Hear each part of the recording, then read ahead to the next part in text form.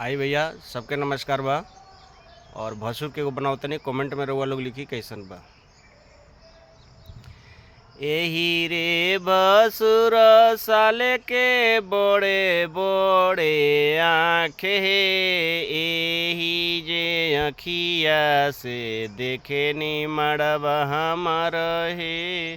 एही रे बसुर साले के हर फार जैसन दाँत हे, वही दाँतवा से चीरे नी लकड़ी हमार हे।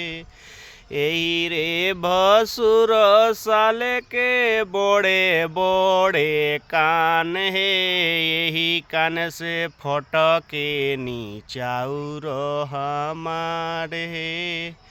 एही रे भसुर साले के बड़े बड़े बाल हे, यही बाल से डोलावे नी जे बेना हमारा अंगना है। आंगना में काम करे पांगा खा के बाले, एही रे भसुर साले के सुअर जैसन नाक रे। ओही रे जे नकिया से सुंगेनी माड़ावा हमार हे। किसिम किसिम के गाड़ी बनाई ले जे हम हे, गरिया बनाई ले जे सोच समझ के। आ गाड़ी देहब रुकी रुकी बिनी बिन बनाई के।